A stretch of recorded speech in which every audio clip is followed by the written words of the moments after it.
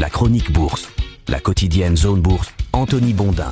Salut et bienvenue dans ce point de marché Zone Bourse du vendredi 25 octobre 2024. Ce matin, il s'appelle Wall Street te fait musquiser. La saga des résultats d'entreprise a encore animé la cote hier. On a eu des gains de plus de 20% du côté de Tesla ou de Molina aux États-Unis et des plongeons spectaculaires par exemple pour Edenred ou Michelin en France. Plus les trimestres passent et plus je me dis que les réactions des actions aux publications des résultats gagnent en absurdité. En général, j'évite de le dire trop fort parce que j'ai peur de passer pour un vieux con qui trouve que c'était différent avant, mais même mes jeunes collègues commencent à trouver ça louche alors qu'ils n'étaient même pas nés quand Jean-Pierre Gaillard, le présentateur vedette de la bourse à la télé dans les années 80, a bouclé son dernier point de marché. Hier donc, on a eu droit à Tesla à plus 22% en clôture, comme si la société allait prendre 50% du marché automobile mondial en triomphant de la concurrence chinoise et de la réticence des gens à acheter des voitures électriques. Il faut être honnête, le constructeur a amélioré ses performances, mais l'envolée repose entièrement ou presque sur les prédictions de croissance d'Elon Musk pour l'année prochaine, alors qu'il est notoirement suroptimiste depuis des années, de son propre aveu d'ailleurs. Ceci dit, les analystes continuent à boire les paroles du techno-gourou, comme le démontre le contenu de la conférence de présentation des résultats d'hier que je vous recommande de lire, je vous ai mis le lien dans la chronique écrite. Il faut dire qu'il est vraiment fort le Lascar pour asséner des punchlines tout au long de son discours. Je vais vous en citer une qui est donc extraite de la conférence précitée.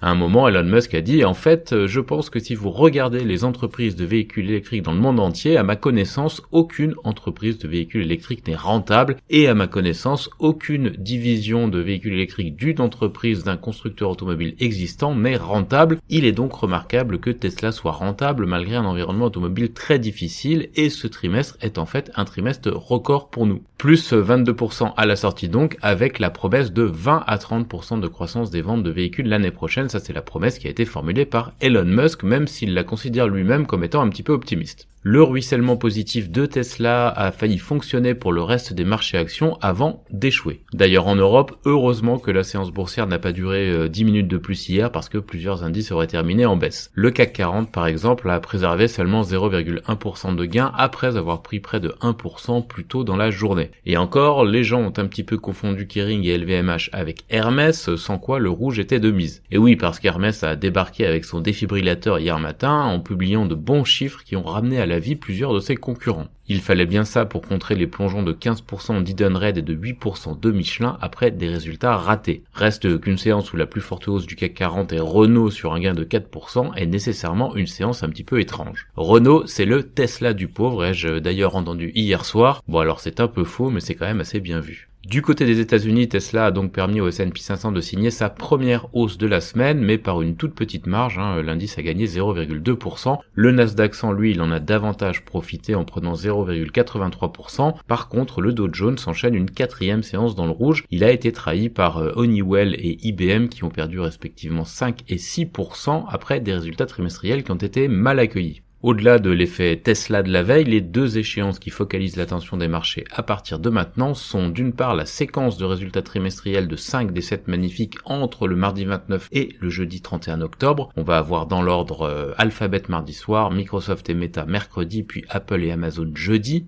Donc première échéance, seconde échéance, évidemment l'élection présidentielle américaine, la semaine suivante c'est le 5 novembre. J'ajouterai la décision de la Fed sur ses taux le 7 novembre, date à laquelle d'ailleurs on ne saura probablement pas encore si les États-Unis ont un président ou une présidente. Concernant la Fed, le marché pronostique à 95% une baisse de taux de 25 points de base, les 5% manquants concernent un statu quo. Hier, je dois signaler que les statistiques économiques américaines sont toutes ressorties plus favorables que prévu, l'économie américaine tient donc le choc. Dans la tectonique macro du matin, le dollar a pris le temps de souffler après son regain de vigueur récent lié à la remontée de la cote de Donald Trump, de quoi donner un petit peu de répit au yen, cela même si le gouverneur de la Banque du Japon a fait savoir qu'il n'y aura pas de hausse de taux la semaine prochaine et que les élections qui ont lieu ce week-end dans le pays pourraient faire perdre à la coalition au pouvoir sa majorité à la chambre basse du Parlement. Dans un autre registre, les rumeurs de discussion de paix au Proche-Orient ont un petit peu calmé les ardeurs des cours pétroliers. Côté Europe, les banquiers centraux ont tous un avis sur la prochaine décision que la BCE doit prendre en décembre. Les ultras du Nord pensent qu'une baisse de taux d'1,5 point est excessive, les feignants du Sud trouvent au contraire que c'est une bonne idée, et les autres aussi entre le oui mais et le non mais.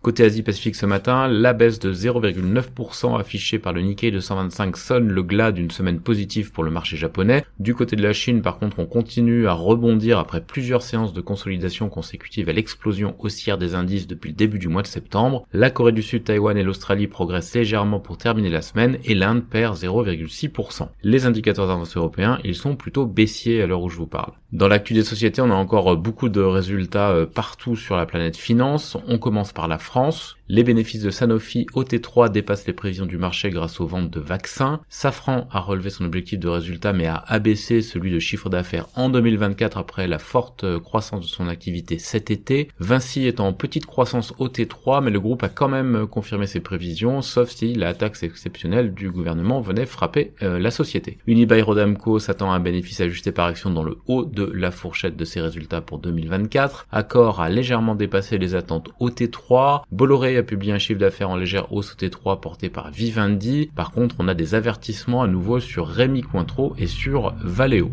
Sopra Steria a musclé son management et va tenir une conférence investisseurs le 12 décembre. Nexity a maintenu ses objectifs pour 2024 et dit observer des signaux encourageants pour l'immobilier. SEB a dégagé 4% de croissance organique au T3 et Fnac Darty annonce qu'elle détient 41% du capital de l'italien Unieuro alors que l'offre expire ce soir. Les principales publications du jour, hors celles que j'ai déjà annoncées, on a ADP, Mercialis, Société foncière lyonnaise, Wendel, Alten, Guillen, Berchem, Balio, XFAB, Median, Gensight ou encore NHOA. En Europe, les bénéfices de Mercedes plongent de 64% au T3 en raison de la faiblesse de la demande de voitures de luxe en Chine. Eni a revu à la baisse ses objectifs. Par ailleurs, le groupe italien prévoit d'injecter 2 milliards d'euros pour relancer ses activités dans le domaine de la chimie. Les ventes de Sika pour les 9 premiers mois de l'année augmentent de 5,5% malgré une méforme en Asie-Pacifique. Le bénéfice de Holcim dépasse les prévisions au T3. Celui de Signify est affecté par la faiblesse de la Chine et du segment professionnel en Europe. Et Better Collective a revu à la baisse ses prévisions.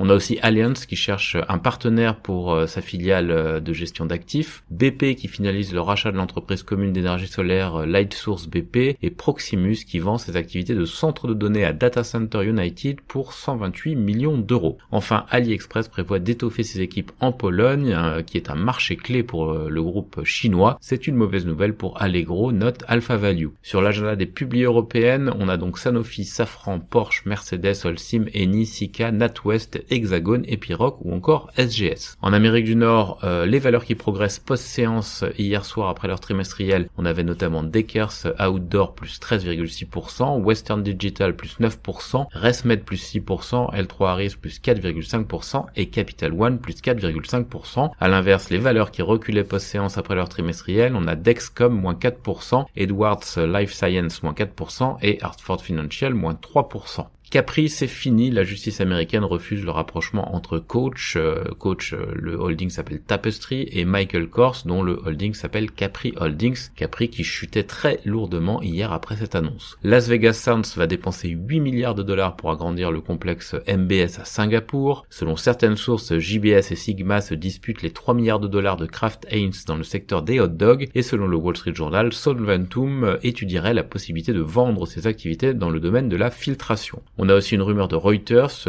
Quikrete a fait une offre d'acquisition à son rival Summit Materials. Par ailleurs, Avangrid vend une concession éolienne offshore à Dominion Energy pour 160 millions de dollars et Ingram Micro est valorisé 6 milliards de dollars. Ces actions font un bond de 15% sur le NYSE après l'IPO. Les dernières publications de la semaine aux États-Unis, HCA Healthcare, Colgate-Palmolive, Aon, Centene ou encore Booz Allen Hamilton. Dans le reste du monde, TSMC annonce que les rendements de production initiaux de sa première usine en Arizona ont dépassé ceux d'usines similaires à Taïwan. Vale affiche une baisse de 15% de son bénéfice net au T3 en raison de provisions et d'une baisse de prix. Et en Corée, LG Electronics perd 4% après de mauvais chiffres, tandis que SK Hynix prend 3% après une bonne publication. Sur l'agenda du jour en Asie-Pacifique, Vale, China, Shenhua Energy, Shin-Etsu Chemical, Chugai Pharma, Coal India, JSW Steel ou encore Kia Corporation. Voilà, c'est terminé pour ce dernier point de marché de la semaine. Je vous souhaite une excellente journée et un très bon week-end.